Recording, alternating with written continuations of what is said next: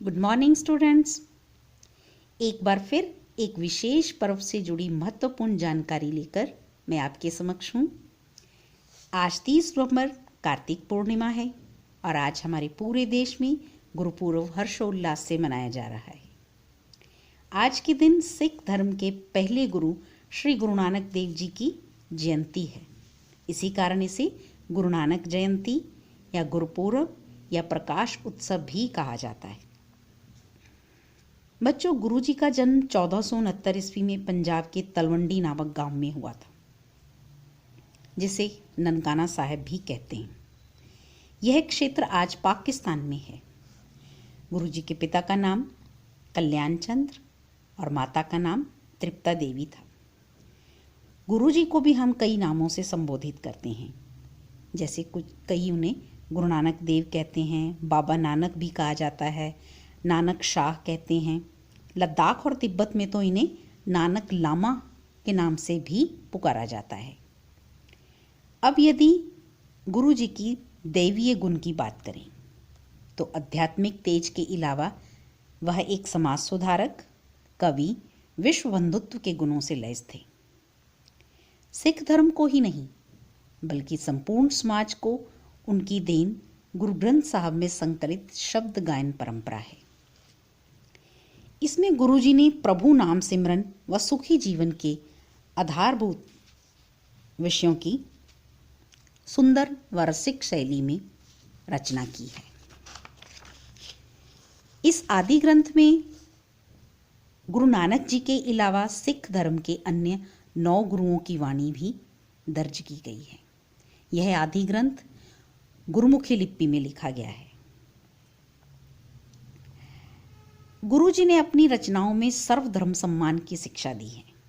इन्होंने विश्व बंधुत्व की भावना का प्रचार करते हुए सभी व्यक्तियों को उस एक परमपिता की संतान बताया।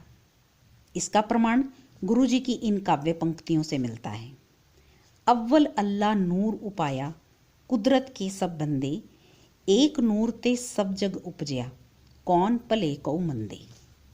इसके अलावा अपने समकालीन समाज में फैली कुरीतियों का, जैसे मूर्ति पूजा, धार्मिक आडंबरों का मनन आदि, इनका पुरजोर विरोध किया। इसके संबंध में कई दंत कथाएं हैं। कहते हैं एक बार गुरु नानक देव जी मक्का मदीना यात्रा के लिए गए। बच्चों, मक्का मदीना मुस्लिम संप्रदाय का पवित्र तीर्थ स्थल माना जाता है। तो गुरुजी वहां यात्रा के लिए गए। कहते हैं वहां गुरुजी मक्का की तरफ पैर करके लेटे हुए थे। तो धर्मानुयायियों ने कहा कि आप मक्का जैसे पवित्र स्थल की तरफ पैर करके क्यों लेटे हैं। गुरुजी ने कहा, भाई, ईश्वर तो सभी दिशाओं में व्याप्त है। फिर भी अगर तुम्हें ऐसा लगता है कि प्रभु मक्का में ही हैं, तो तुम मेरे पैर उस दिशा में कर दो जहां परमपिता नहीं है। कहते हैं वो लोग जिस भी दिशा में गुरुजी के पैरों को घुमाते, उसी दिशा में उन्हें मक्का के दर्शन होते। इस प्रकरण से गुरुजी ने हमें ये शिक्षा दी कि परमपिता कण कण में विराजमान है, उसकी सत्ता सृष्टि के कण कण में व्याप्त है। ऐसे ही एक और कथा प्रचलित है कि एक बार एक व्यक्ति पूर्व दिशा में सूर्य को जल दे रहा था। गुरुजी दूसरी दिशा में जल देने लगे। उस व्यक्ति ने कहा, भाई, सूर्य तो पूर्व दिशा में है, तुम जल उत्तर दिशा में क्यों दे रहे हो। तो गुरुजी ने कहा कि मैं अपने खेतों को पानी दे रहा हूं जो उत्तर दिशा में है। वह व्यक्ति बोला, भाई, एक लोटा पानी उत्तर दिशा में तुम्हारे खेतों तक कैसे पहुंच सकता है। गुरुजी ने कहा, क्यों? जब तुम्हारे लोटे का जल सूरज तक पहुंच सकता है, तो मेरे लोटे का जल उत्तर में स्थित खेतों पर क्यों नहीं पहुंचेगा। बच्चों, इस कहानी से हमें गुरुजी की बौद्धिक व तार्किक सोच शक्ति का परिचय मिलता है। गुरुजी धार्मिक कर्मकांडों के बनिस्वत परमपिता के सिमरन व चिंतन के हिमायती थे। वह ईश्वर की मन व वाणी से आराधना करने की शिक्षा देते हैं। इसी कारण गुरु ग्रंथ साहिब में दर्ज एक एक रचना को स्वर व ताल में गाने का विधान दिया गया है, क्योंकि संगीत में मन को एकाग्र यानी कॉन्सेंट्रेट करने की शक्ति है, और यही एकाग्रता हमें ईश्वर का अनुभव व दर्शन कराती है। बच्चों, गुरुजी के समकालीन समाज में स्त्रियों की दशा दयनीय थी। भावनारी का आदर सम्मान नहीं होता था, तो गुरुजी ने इस विषय में लोगों को शिक्षा दी और कहा कि सो क्यों मंदा आखिए जित जम्मे राजान। भाव जिस औरत ने अर्थात माँ ने राजाओं और शूरवीरों को जन्म दिया है, हमें उसका निरादर नहीं करना चाहिए, हमें उसे सम्मान देना चाहिए। आज बच्चों, इसी महान सोच के धारक उस महान आत्मा का जन्म दिवस है। आप जानते हो ये दिन भारत में कैसे मनाया जाता है? इस दिन सभी गुरुद्वारों में गुरु ग्रंथ साहब का अखंड पाठ किया जाता है। एक दिन पहले यानी पूर्व संध्या पर नगर कीर्तन, जिसे आप शोभा यात्रा भी कहते हैं, उसका आयोजन होता है, जिसमें 5 प्यारों की साजना के साथ साथ गुरु ग्रंथ साहब की भव्य सवारी निकाली जाती है, जिसमें गत्तका जैसी प्रक्रिया शोभित होती है। बच्चों, इस पर्व के कुछ दिन पहले प्रभात फेरियां भी निकाली जाती हैं। प्रभात फेरियां माने सुबह सूर्य उदय होने से पहले नाम संकीर्तन करते हुए भक्तों का दल गली गली से गुजरता है। इसके अलावा गुरुद्वारों के पवित्र जल सरोवरों में स्नान किया जाता है तथा गुरुद्वारे में लंगर प्रथा के तहत प्रसाद का सेवन करते हैं। तो अब आपने जाना बच्चों कि इस पावन दिवस का सेलिब्रेशन कैसे होता है। तो आइए आज हम गुरु जी के पावन उत्सव पर गुरु ग्रंथ साहब की एक रचना गाकर उनके इस दिवस को, इस भाग्यशाली दिन को मनाते हैं। वाहिगुरु जी का खालसा, वाहिगुरु जी की फतेह। राग आसा, महला चौथा, घर पहला।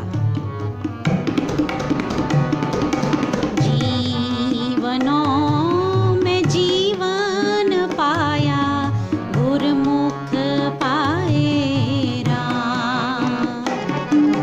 जीवनों में जीवन पाया, गुरमुख पाए राम। हर नाम देवे, हर नाम देवे, मेरे प्राण बसाई राम।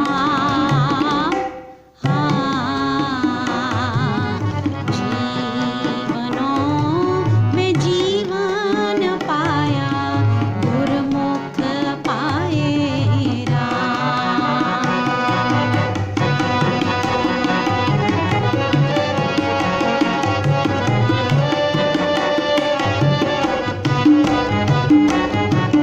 हर हर नाम मेरे प्राण वसाए, सब संसार दुख गवाया। गुरु जी के वचनों अनुसार जब से हरि नाम का सिमरन इन सांसों में अर्थात इन प्राणों में बसा है, सब दुख, सब परेशानियां दूर हो गई हैं। हर हर नाम मेरे प्राण वसाए, सब संसार दुख गवाया। हर नाम देवे, मेरे प्राण वसाई राम।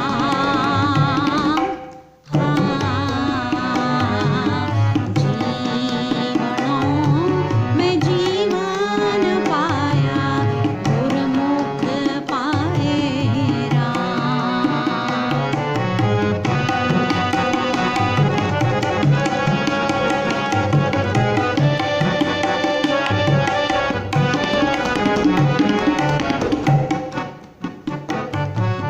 अदिष्ट अगोचर गुर बचन त्याया, पवित्र परम पद पाया।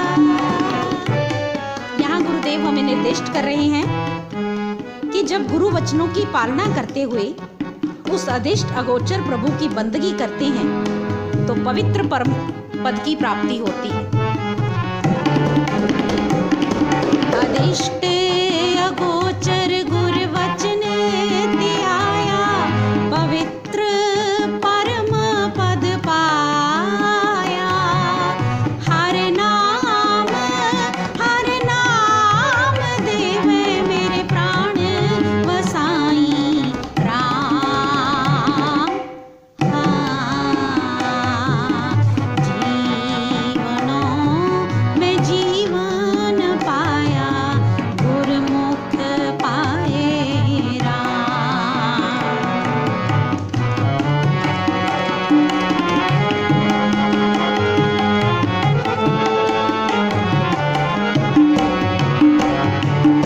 अनहद कुन वाजह नित वाजे, गाई सतगुर वाणी। गुरु जी के कथनानुसार जब हमें उस परम पद की प्राप्ति हो जाती है तो हमारे अंतर मन में अनाहत धुन बजने लगती है, अर्थात हमें उस ईश्वरीय संगीत का अनुभव होता है।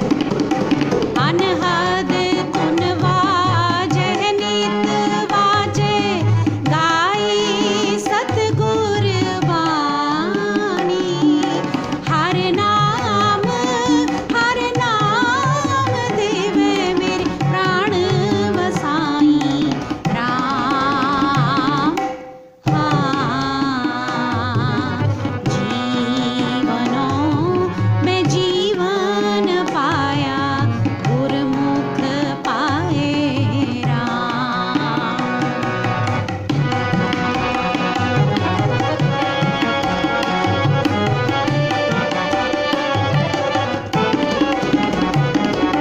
नानक दात करी प्रभ दाते, ज्योति ज्योत समानी।